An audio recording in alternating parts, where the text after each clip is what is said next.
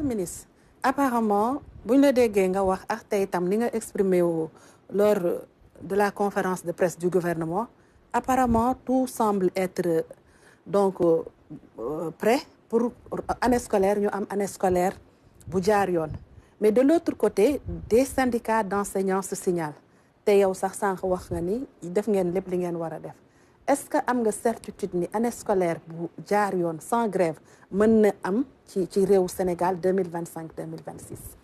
xam nga man franchement mes partenaires ak les acteurs du système savent à peu près naka lay le discours doit évoluer man nekkuma ci logique way est-ce que dañuy grève ak dañu c'est pas ça le problème s'il doit y avoir grève il y aura grève c'est pas ça le problème. Moi, je parle du système éducatif. Quoi, le problème? Moi, je parle de l'éducation. Moi, je parle des enfants. Je parle de l'avenir. Je parle du pays. Et j'ai dit que man maa gën a nekk syndicaliste que syndicaliste seen bopp. li may xeex pour le système éducatif moom la ñuy xeex moo tax ma apprécier leen et je leur voue beaucoup de respect. Et def leen nag de vrais partenaires. Le mot, il n'est pas de trop quand on parle de partenaires sociaux. C'est de vrais partenaires et ils le savent. On discute de tout. Je les associe ci lépp li may def même mission à l'étranger dama jël décision ni su may dem damay ànd ak kenn à l'intérieur damay ànd ak ñoom parce que je dis les connaissants responsables amul kenn ku ci yëkkati kàddu boo xam ni qui est insensé quand il parle de l'enseignant il pose des vrais problèmes quand il parle de l'environnement scolaire c'est de vrais problèmes donc le problème c'est pas un groupe une corporation contre une autre moi franchement j'ai toujours été contre ça. Je dis, je suis pour la vérité qu'on la traque. Lan mooy dëgg, lan mooy gën, comment faire avancer donc le système. Le problème qu'il pose, qui est vrai, moi, essentiellement la question donc des décisionnaires, qui est vrai, mais qui est une question aussi portée par le ministre, portée par le président de la République, portée par le Premier ministre, mais kooku da ngay tàccu. Conseil interministériel, il y a quelques jours, le Premier ministre joxe directive ne kii dama bëgg ñu traité ko c'est une directive mais ñu xam lu muy tekki du waxu meeting directive la issue d'un conseil interministériel il y en a 32 parmi les 32 boobu bokk ci mu amaat leneen démb c'était le conseil des ministres le président de la République premier ministre am gouvernement bi ne avant janvier nañu def reclassement yëpp mu jeex. Et dans les jours qui suivent, on signe les décrets. Et pendant ce temps, il y avait donc... parce que quand même, l'État, administration, ay bind la, ay xayma la, ay question budget la, etc. Ñu def lépp ba verrouiller lépp. Avec même les syndicats, je leur ai même montré un courrier que j'ai reçu du Premier ministre qui disait, dans les délais les plus brefs, dama bëgg yéen ñëpp ngeen xayma par rapport au passif.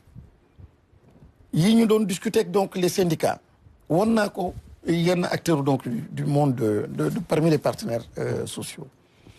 Tout cela pour dire que tout va bien par rapport à cette question notamment des décisionnaires. Yéen a ngi waxtaan am na cadre pour que waxtaan. Oui ñoo ngi waxtaan bon maintenant ils ont fait peut-être une sortie. Qui n'est pas mauvaise hein. Moi je dis c'est une très bonne chose c'est une alerte d'ailleurs et ils ont bien raison donc de faire l'alerte. Moi-même c'est une alerte que j'ai faite. ñoom dañu gëm ni.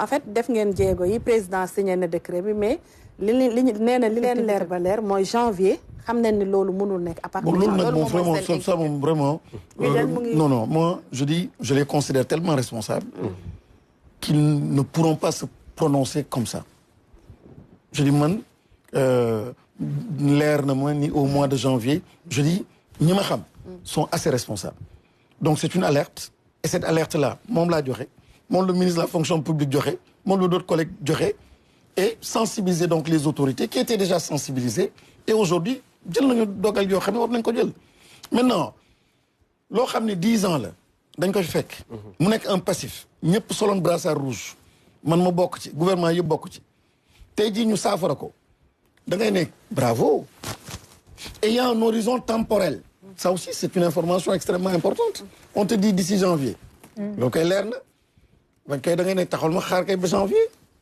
mais l'information est bonne elle est positive et c'est pas dans la rue c'est le ministre qui le dit clairement c'est le Premier ministre qui le dit en conseil interministériel. Je pense que Barne. Maintenant, encore une fois, les relations se passent excellemment bien avec nos partenaires. Je considère que c'est une alerte. Et c'est très bien, parce que c'est un point, franchement, il y a une injustice à faire décisionnaire. Et si le gouvernement du Sénégal accepte de traiter cette question-là, c'est parce qu'il considère que c'est une injustice. Donc, il n'y a pas de problème. Si c'est ça, mon mot d'un problème, def nañu alerte bi, dégg nañ ko, déggoon nañ ko, te réglé nañ ko, saafara nañ ko. Alors, monsieur le ministre, gis nañu également tey sax xaw nga ko junj mooy réew bu mel ni États-Unis programme yi